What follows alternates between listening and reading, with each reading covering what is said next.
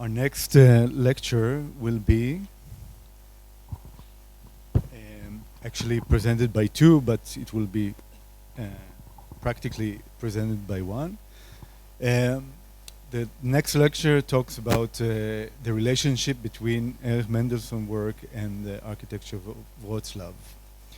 The lecture is given by Jerzy Ilkosz and Jadwiga Urbanik. And Jadwiga will present it, but I will first present the two speakers. Jadwiga Urbanik, she's a professor at the Wrocław University of Science and Technology, Faculty of Architecture. Her main fields of interest are history of architecture and town planning, specifically of the 20th century. She has a PhD on model experimental Wrocław WUWA estate, dwelling and workplace exhibition. I won't read the German name of that. She takes part in historical urban researches in Wrocław and studies of the Wrocław housing estates from the period of the 19th century to the beginning of the 20th century. Since 1990, she is a member of DOCOMO, the International Committee for Documentation and Conservation of Buildings, Sites and Neighborhoods of the Modern Movement. The partner for the lecture is Jerzy Ilkosz, also a PhD and a professor. He was a director of the Museum of Architecture of Wrocław from 2000 to 2022, so for 22 years. He was a director of the Museum of Architecture, and his main fields of interest are again history of architecture and urban planning, also especially of the 20th century. He wrote many papers and reports concerning a history of the 20th century, participated in many international conferences, and also since 2003 a member of DOCOMO and DOCOMO International. So, Jadwiga, please. I would like to convey many thanks to conference organizers that gave us an opportunity to be here. I'm saying that on behalf of the whole Polish group, and also many thanks to Jerzy, whose contribution to this text and presentation is enormous. I would say about 90, maybe more %. I'm playing a role of actress, I'm playing a role of speaker today. The cooperation with Jerzy was the best thing which happened in my professional life. Thank you, Jurek. Now Mendelsohn. Mendelsohn. The time for Mendelsohn. So, how to operate it? In 1927, Erich Mendelsohn designed a department store for Rudolf Petersdorf's company in Wrocław, former Breslau. The destruction of the World War II happily spurred the building, and it has survived in a good condition to this day. Before Erich Mendelsohn began his design work on the new department store, he had the opportunity to get to know the architecture of Wrocław, former Breslau, and its artists. It seems that this may have had a significant influence on his work. Erich Mendelsohn took part in a closed competition for a Wertheim company department store in Wrocław. Even before World War I, the Wertheim company of Berlin acquired plots of lands in a block of buildings at the intersection of, you can see the yellowish color. This is the plot for the future Wertheim. This is near the Tauentzienplatz, now Kościuszko Square, to erect a model department store in the city center. However, due to the war and the economic crisis, these plans did not materialize. it was not until the second half of the 20s that the project was launched. In November 27, a competition was held to which 3 architects from Wrocław were invited: Theodor Effenberger, Ludwig Moshammer, and Hermann Wallich, and 3 architects from Berlin: Hermann Dernburg, Erich Mendelsohn, and Vera Roth. The competition jury was chaired by Ludwig Hoffmann of Berlin and Fritz Behrendt, the director of City Construction Office in Breslau. And an animus winner was Hermann Dernburg's proposal. All designs were presented at the exhibition in early 1928 and published in the local periodical Ostdeutsche Bauzeitung, which with the exception of those by Erich Mendelsohn, who withdrew from the competition just before the exhibition. Mendelsohn, you can see the result of the competition. Mendelsohn began with an initial sketch with expressive forms, which eventually evolved into 5-story building, less dynamic in the shape, founded on a quadrangle with an inner courtyard elevation divided horizontally by bands of windows, walls, and cornices. The project, this is it, the project foreshadowed a department store for Salmon Schocken in Chemnitz. Of interest in this context may be Erich Mendelsohn's possible connection with the milieu of Wrocław architects such as Max Berg, Hans Pelzig, and Adolf Rading, Hans Scharoun maybe. It can be thought that Mendelssohn's design were also influenced by the architecture of Wrocław proto-modernism of the early 20th century. Mendelssohn correspondence to his wife Louise and archival sources show that the architect visited Wrocław many times. First of all, in connection with the ongoing construction of Rudolf Petersdorf department store, but also between 1911 and 1929, in connection with the construction of Weichmann's silk warehouse in Gliwice and Meyer Kaufmann's textile factory in Głuszyca. Yes, thank you. Incidentally, Mendelssohn visited his family, his aunt Rachel, who lived in the Silesian capital. Letters to his wife also show that he visited Wrocław as early as 1911 on his way to his hometown Olsztyn. This is Głuszyca. It can be assumed that the Mendelssohn was associated with Wrocław not only through the works realized here, but also through his contacts with Wrocław artists, most notably Max Berg and Hans Pelzig. The early work of Mendelssohn, in many cases, is identical to the considerations of art and architecture that Berg and Pelzig represented. And vice versa, Wrocław architects and artists were also fascinated by the works of Erich Mendelsohn.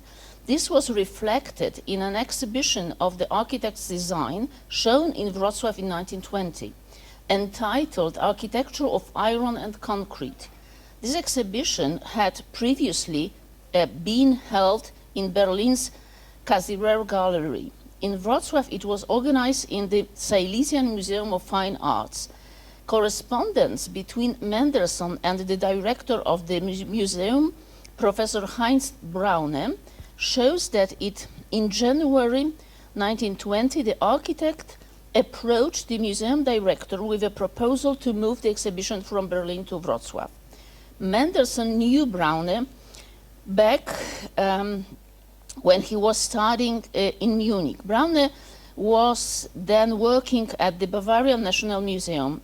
Despite his interest of old High German art, Professor Braune was a promoter of modern art and was friends with Hans Purmann and Oskar Moll in the Munich artists community. He collected modern art and owned paintings by Matisse, Van Gogh, Guys van Dongen, Wassily Kandinsky. In his letter, Mendelssohn asked for help in organizing the exhibition, thinking of a show in one of the Wrocław galleries. Braune, however, suggested the museum premises, suggesting a date of mid-October 1920. The exhibition was to be accompanied by a lecture under the auspices of the Gesellschaft für Vaterländische Kultur, an institution that brought together the artists and scientific community of Wrocław. The opening was held on November the 7th of November, and the exhibition lasted until December, beginning of December 1920. Mendelssohn Lectures was held in the museum's headquarters on November 14.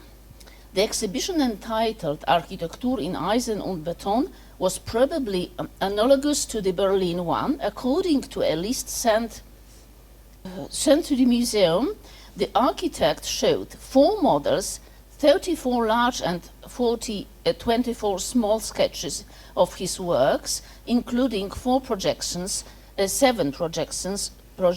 7 sketches of furniture, and 5 photographs. Despite the absence of the text of the lecture, it can be assumed that the architect took into account the problems that appeared in his Berlin papers delivered in Molly Philipson Salon and above all published in the journal Arbeitsrat für Kunst. There may have been some overlap between the text and his lecture titled Das Problem einer neuen Baukunst, the problem of new construction. For both Berg and Mendelssohn, as well as Hans Pelzig, reinforced concrete was an important material in architecture, which made it possible to shape architectural space in accordance with their innovative ideas. In the publication entitled Erich Mendelsohn, The Architecture of German Modernism, Kathleen James pointed out Mendelssohn's use of reinforced concrete in the construction of the Einstein Tower in Potsdam, which is not insignificant in the context of the use of this material in the tradition of Wrocław architecture. Similar connection can be read by comparing Mendelssohn's early sketches which dealt with industrial construction with the work of Hans Pelzig of Wrocław period. It seems that Hans Pelzig's buildings from Wrocław period, namely 2 factories, never built Werdermühle and the Luboń factory, may have inspired Mendelssohn in his early industrial projects. Pelzig's office building in Junkerstrasse, now Ofiarów-Święcimskich Street, must have directly inspired the architect. It should be noted that the office building was built between 1911 and 1913 and was the first of its kind that consistently used horizontal division. Mendelssohn probably saw it at least twice, in 1913 and in 1920, when he had an exhibition and lecture in Wrocław. The Petersdorf department store, which he erected in 1927, was located about 2,050 meters from Pelzig's office building, which you can see now. Mendelssohn may also have been interested in Max Berg's urban concepts of 1919 to 1912 related to plans for the redevelopment of Wrocław and his designs for high-rise buildings. This concept were widely described and published in the professional press, including Deutsche Bauzeitung, Bauwelt, and Städtebau. Mendelsohn was also able to get acquainted with the designs directly while in Wrocław in 1920. Berg's concepts are interesting for two reasons. In the designs for the Wrocław city, Berg designed metropolitan buildings, department stores, office buildings, in which he used horizontal divisions, shaping the facade with alternating strips of windows and walls. Berg proposed a change in the traffic system that would relieve the old city by reconstructing and widening streets, as well as creating new shopping centers with buildings of varying heights from 8 to 12 stories.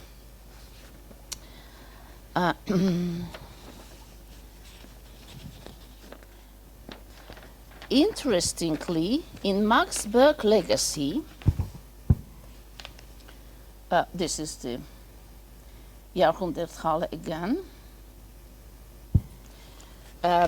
which impressed Mendelssohn a lot. And in in Max Berg's legacy, stored at Deutsches Museum in Munich, there is a puzzling sketch depicting an object resembling the Centennial Hall. It is unsigned and stylistically deviates from Berg's drawing manner. Instead,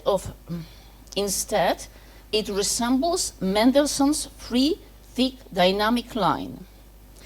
It can be assumed that it was made by Erich Mendelsohn, who, fascinated by the Centennial Hall, probably offered it to Berg. Richer by all these experiences and observations, Mendelssohn embarked on the design of the Petersdorf department store in Wrocław, which was erected in 1927-28 at the intersection of Ochlauer Straße and Schulbrücke, now Oławska and Szewska Street. It obtained its final shape in 27 as a result of consolidation of 4 smaller neighboring properties, while reducing the plot on the Schulbrücke side by about 5 meters. At the beginning of 1886, the corner property, Ochlauer Straße 7, was merged with the small Schulbrücke 7 plot adjacent to the south. The front of the enlarged plot was occupied by a 4-story building with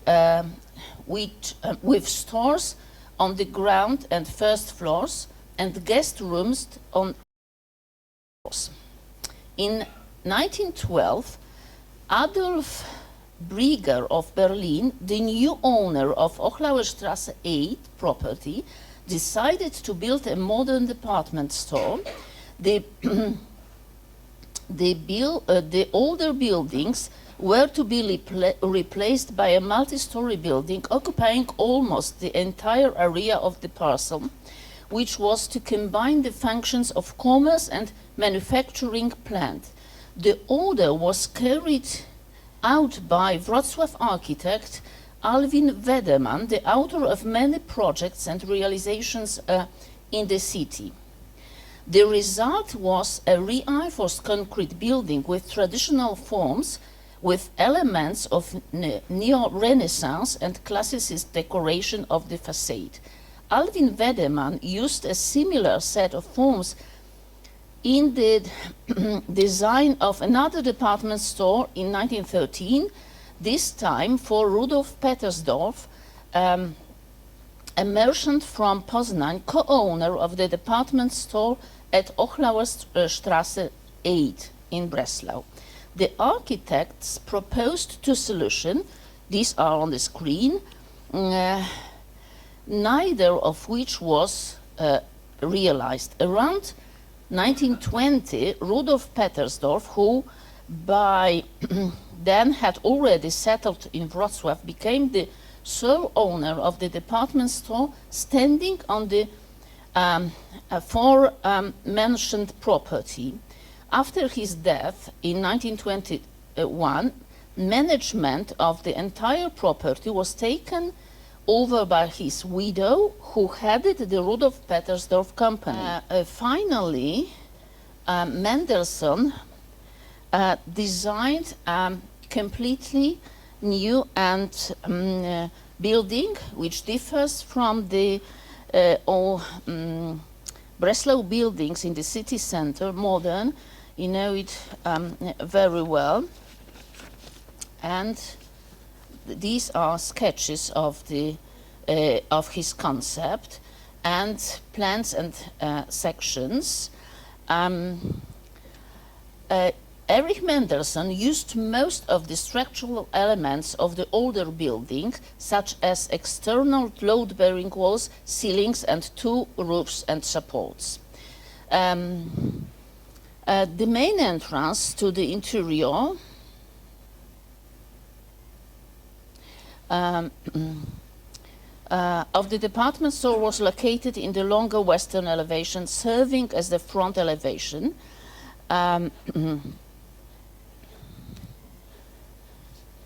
You can see the outer form. I don't have enough time to describe this architectural form, but the photograph is telling you how it was designed. The shelves, counters, showcases, tables, sofas, and armchairs for customers and other furnitures were designed by Wrocław architect Heinrich Tischler, a student of Hans Pelzik of Breslau Academy of Arts and Crafts.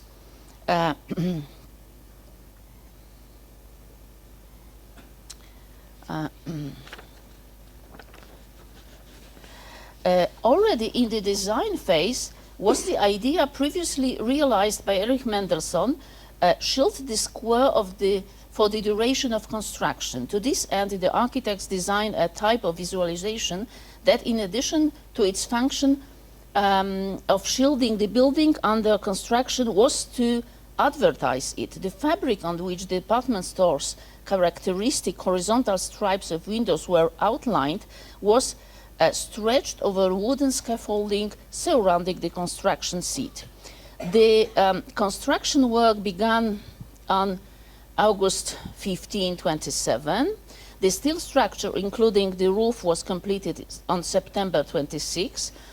After 41 days later, Emil Lange, the construction manager, was Baumeister Kurt Arnade from Berlin. Construction supervision belonged to Wrocław-based architects Max Mattis and Alvin Wedemann. Construction work was carried out by the companies Heimann Wittenberg of Wrocław and Brest and Company of Berlin. Patterns of solutions used by Mendelsohn in Wrocław can be found in the department store buildings designed for the network of Jewish entrepreneur Salmon Schöcken in Stuttgart. The department store designed by Mendelsohn is still in a good condition, unlike the Schöcken department store in Stuttgart, which was demolished in the 60s after the war. Luckily, it survived the war. I think it will not be difficult to formulate universal outstanding values for this building, emphasizing its innovative form, building materials, and functional layout. Thank you. Thank you.